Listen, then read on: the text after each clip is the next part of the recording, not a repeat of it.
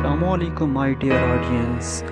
आज जो हमने टॉपिक पढ़ना है वो है लॉ ऑफ ग्रेविटेशन, और इसके अलावा हम ये भी देखेंगे कि ग्रेविटेशन क्या होती है और फोर्स ऑफ ग्रेविटेशन क्या होती है। 1665 की एक शाम थी जब आइजैक न्यूटन अपने बागीचे में बैठकर वो सियारों की सूरज के गिर्द गर्दिश करने का राज जांचने की कोशिश कर रहा था। अचानक उसने देखा कि एक दरख्त से एक सेब गिरता है तो सेब ज़मीन पे आके गिरता है। तो आइजैक न्यूटन हैरान रह जाता है कि ज़मीन की तरफ जो सेब गिरा है वो ज़मीन के ऊपर क्यों गिरा है। तो उसने गौर करने पर उसके जहन में ग्रेविटी का तस्वुर उभरा। तो उसने न सिर्फ सेब गिरने की वजह जान ली बल्कि वो वजह भी दरियाफ्त कर ली जिसके बायस सियारे सूरज के गिर्द, ज़मीन, चाँद ज़मीन के गिर्द घूमते हैं। आइए हम देखते हैं ग्रेविटेशन और फोर्स ऑफ ग्रेविटेशन क्या है। ज़मीन दूसरे अजसाम को अपनी तरफ कशिश करती है जिसे ग्रेविटेशन का नाम देते हैं या ज़मीन की कुव्वत कशिश कहते हैं। और है फोर्स ऑफ ग्रेविटेशन, ज़मीन जिस कुव्वत से अजसाम को कशिश करती है या अट्रैक्ट करती है उसे फोर्स ऑफ ग्रेविटेशन का नाम देते हैं। आइए अब देखते हैं ग्रेविटेशन का कानून क्या है, लॉ ऑफ ग्रेविटेशन क्या है। फ़र्ज़ करें हमारे पास क्या है, दो मासेस हैं। एक का मास हम कहते हैं m1 है और दूसरे का मास m2 है। ये आइजैक न्यूटन कह चुका है कायनात में एक ऐसी फोर्स मौजूद है जिसके बायस हर जिस्म हर दूसरे जिस्म को अपनी तरफ खींचता है। जब दो मासेस हैं हमने कहा तो वो एक दूसरे पे फोर्स लगाएंगे। अब जो वो फोर्स लगाते हैं वो फोर्स जो होती है वो डायरेक्टली प्रोपोर्शनल होती है मासेस के हासिल ज़रब के, और जो फोर्स होती है वो इन्वर्सली प्रोपोर्शनल होती है फासला के मुरब्बा के।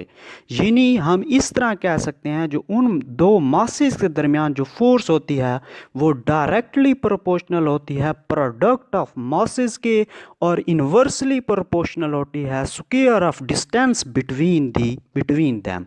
आइए अब क्या है, यानी इस तरह हम कह सकते हैं कायनात में हर जिस्म दूसरे जिस्म को ऐसी फोर्स से अपनी जानिब खींचता है जो उनके मासेस के हासिल ज़रब के डायरेक्टली प्रोपोर्शनल और उनके मराकज़ के दरमियान फासला के मुरब्बा के इन्वर्सली प्रोपोर्शनल होता है। तो आइए अब इसे हम मैथमेटिकली समझने की कोशिश करते हैं।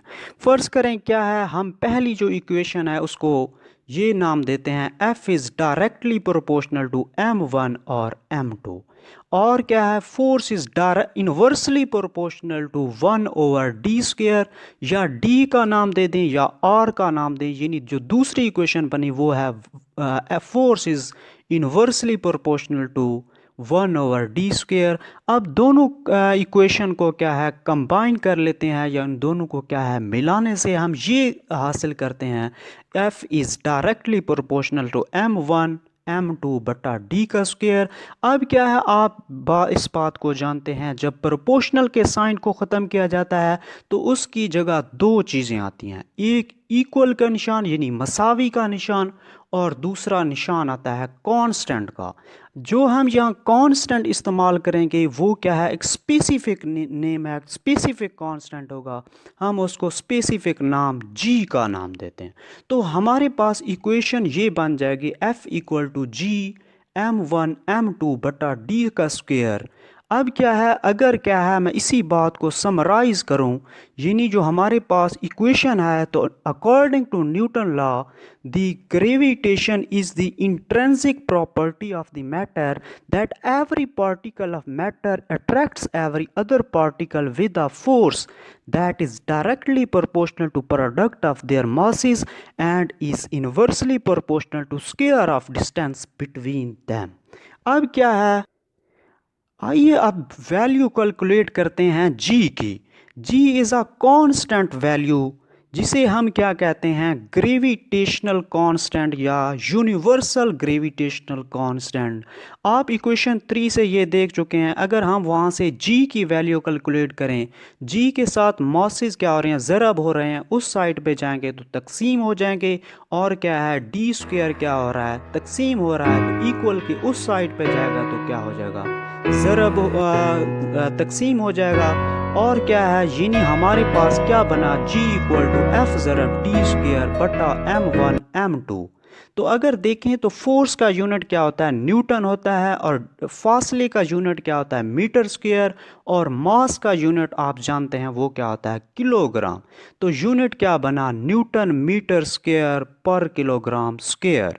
यानी मुख्तलिफ साइंटिस्ट की रिसर्च के बाद जो जी की वैल्यू कैलकुलेट हुई, वो जी की वैल्यू है 6.67 ज़रब 10 की पावर -11 न्यूटन मीटर स्क्वायर पर किलोग्राम स्क्वायर।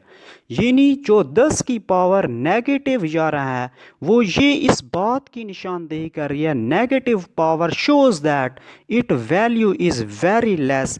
जी की कीमत इंतहाई कम होने की वजह से हमारे अतराफ में मौजूद अजसाम के दरमियान कशिश की ग्रेविटेशनल फोर्स इंतहाई कम होती है, जिसे हम महसूस नहीं कर सकते।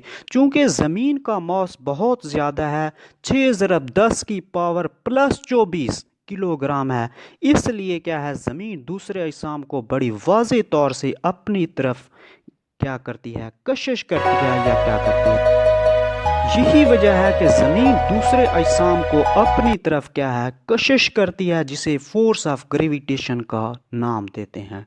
आइए अब हम देखेंगे ग्रेविटेशन का कानून और न्यूटन के मोशन का तीसरा कानून, law of gravitation and Newton third law of motion. आप देखें क्या है, मास, दो मासेस थे m1 और m2।